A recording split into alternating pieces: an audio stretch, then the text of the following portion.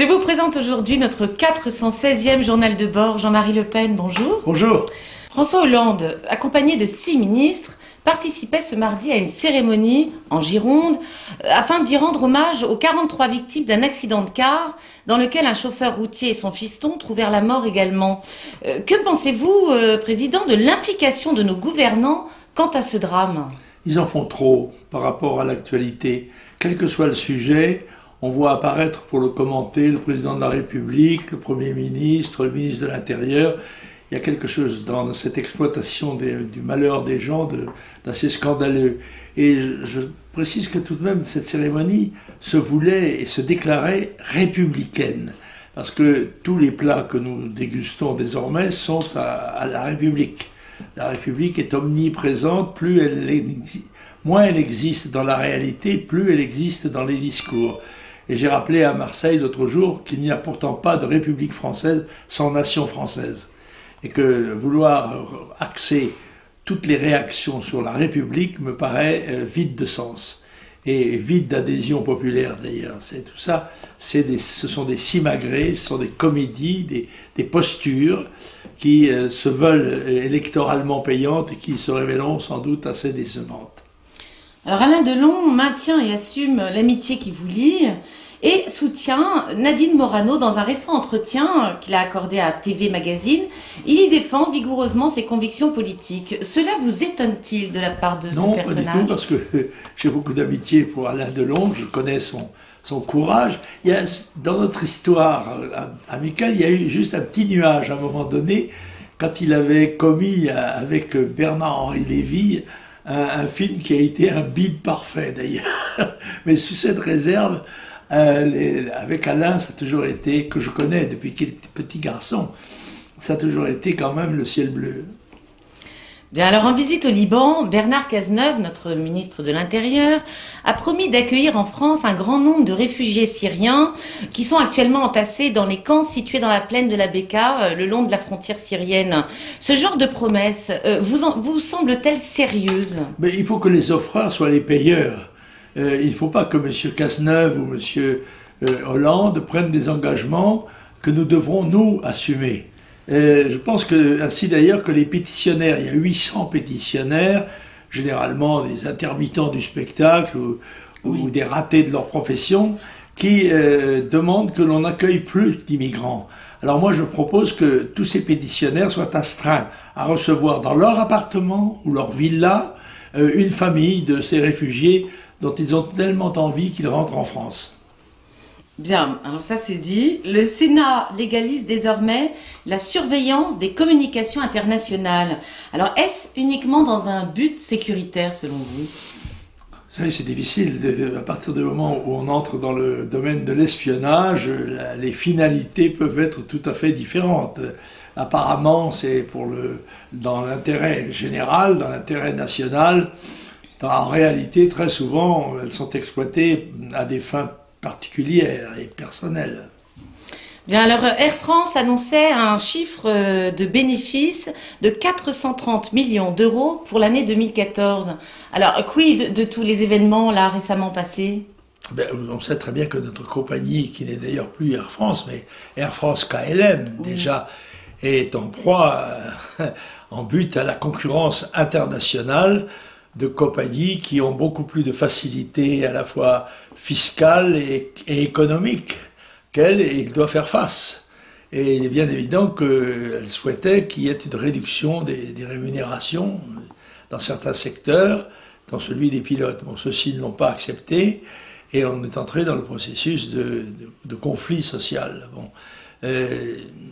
En l'occurrence, l'État, qui possède 17% du capital, est resté relativement coi, sachant d'ailleurs qu'en beaucoup d'autres domaines quoi dire ni quoi faire.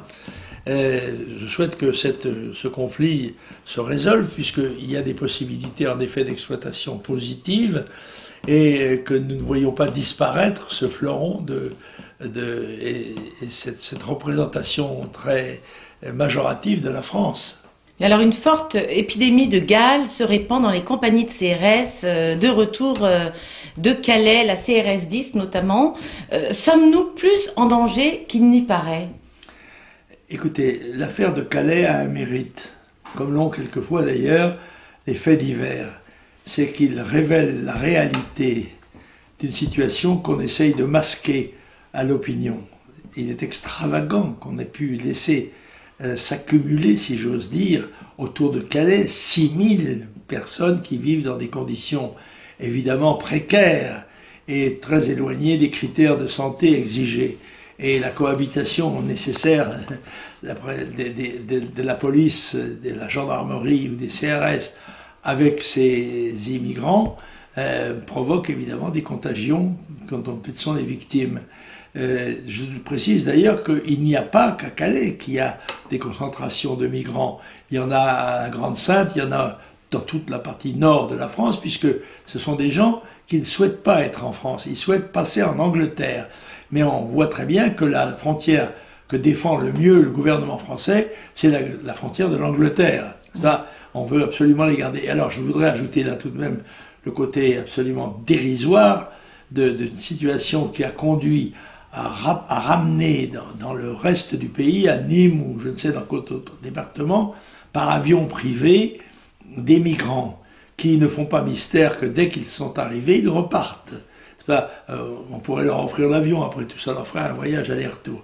Il y a là toujours le désir de mentir, de masquer la réalité des chiffres, la réalité des phénomènes, c'est ce qu'on appelle la politique Potemkin, qui construisait devant l'impératrice des villages en carton absolument joyeux avec des policiers et leurs femmes qui agitaient leur drapeau, etc. La politique Potemkin. L'Autriche, de son côté, veut ériger un mur à sa frontière avec la Slovénie, ce qui fait pousser les hauts cris à l'Allemagne. Qu'en pensez-vous? Quelle autre démonstration plus brillante pouvait être faite de la nécessité des frontières entre les États pour protéger leur population? Nous les réclamons depuis longtemps. Nous avions, à cause de cela, une réputation d'extrémistes et d'europhobes. Eh bien, la réalité brise toutes les conventions. Et il est évident que les peuples essayent de se protéger. Madame Merkel, qui avait offert l'entrée de 1 million d'immigrants dans l'année prochaine, elle a ouvert les bras et elle a été immédiatement obligée de fermer les jambes. Bon, c'est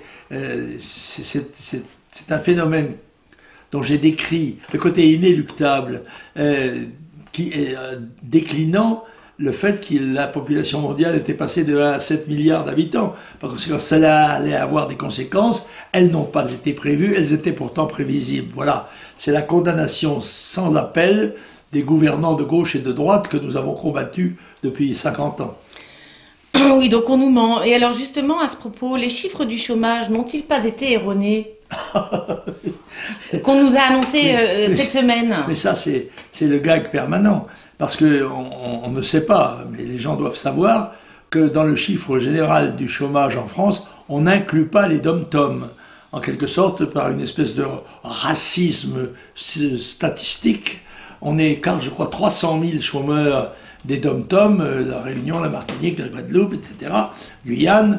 Et comme ça, on a des comptes qui sont apparemment favorables en période électorale, c'est bon. Oui. Mais c'est un mensonge, un énorme mensonge, et qui est même choquant sur le plan de la morale. Alors, qu'avez-vous pensé de l'intervention de Émeric Choprade qui aurait permis le rapatriement de 2 pilotes de Air Cocaïne, entre guillemets, depuis la République dominicaine? Alors, je ne sais pas du tout, mon collègue du Parlement européen, qui habite Vienne d'ailleurs, s'est présenté comme un des acteurs, en tous les cas des volontaires pour aider ces gens à se soustraire à la justice dominicaine. Je me permets de rester réservé sur cette affaire dont je ne connais pas et ne connaîtra peut-être jamais les dessous. Vous avez des lectures, parmi lesquelles celle de Philippe de Villiers, son dernier ouvrage, Le moment est venu de dire ce que j'ai vu, et dans lequel il ne mentionne pas une seule fois votre nom. Pouvez-vous nous expliquer pourquoi? C'est-à-dire que, voilà, d'abord, il faut avoir un peu d'indulgence, puisque c'est un chrétien comme nous, oui. Et on sait que les chrétiens peuvent pécher par pensée, par action et par omission. Alors là, Philippe de Villiers a peut-être péché par omission, mais il est vrai que tout au long de notre vie parlementaire commune, nous ne nous sommes jamais rencontrés. Je ne l'ai rencontré de façon tout à fait épisodique que récemment, dans un pays étranger. Il a été d'ailleurs à cette occasion, je dois dire, absolument charmant, brillant comme il sait l'être, etc. Je suis un lecteur de ses livres, et en particulier, j'ai été enchanté par sa manière de traiter le sujet, un sujet pourtant bien connu, de Jeanne d'Arc.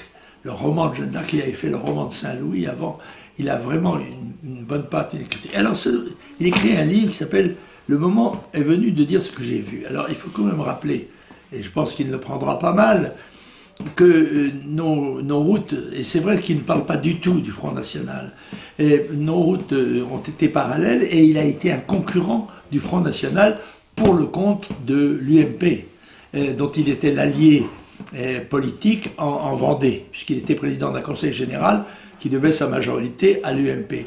Et il a été notre concurrent, a bridé un petit peu l'élan réformateur qui était le nôtre, enfin brisé, concurrencé en tout cas. Et il décide maintenant de se retirer de la politique, et il dit « je vais pouvoir dire tout ce que je pense ». Et il appelle à la résistance. Je suis obligé de lui dire Philippe, vous avez été un peu collabo quand même pendant tout au long de votre vie parlementaire. C'est nous qui sommes les résistants, et pas les résistants de la dernière heure, comme celle à laquelle vous appelez, mais les résistants depuis le début. Nous avons combattu les politiques menées à la fois par l'UMP et par le PS, et à un moment donné, vous avez été à leur marge, il est vrai, mais tout de même avec Pasqua, notre concurrent. Bon, voilà. Mais l'essentiel, c'est que nous pensions la même chose maintenant, et je dois dire que le livre de Villiers est un livre qu'il faut lire. Et je le conseille vivement à mes collègues du Parlement européen, parce que c'est quand même le fruit d'une expérience. Il y a des traits absolument justes, mais féroces, contre l'ENA, contre les lobbies, etc. C'est extraordinaire. Alors je veux dire, là par exemple, il dit les lobbies pullulent et font le siège des députés. Eh bien, je vais vous faire une confidence. Moi, je n'ai aucun mérite, parce que je n'ai jamais été l'objet d'une sollicitation d'un lobby. Je suis une vierge irréfragable de ce côté-là, mais ai-je un mérite? Est-ce que la Vierge qui n'a pas fauté a du mérite quand elle n'a pas été sollicitée? Merci pour cette petite conclusion. Alors non, nous avons d'autres livres. Oui. Alors un livre. Marc Lévy. Un roman de Marc Lévy qui écrit un livre par an à peu près, et qui est assez intéressant. C'est un homme qui est mort et qui, dans le fond, va revivre, ressusciter et vivre les derniers mois de sa vie.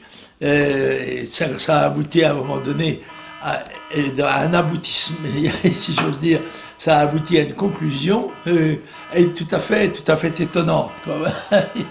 Pas de problème. Mais c'est un bon livre de Marc Lévy.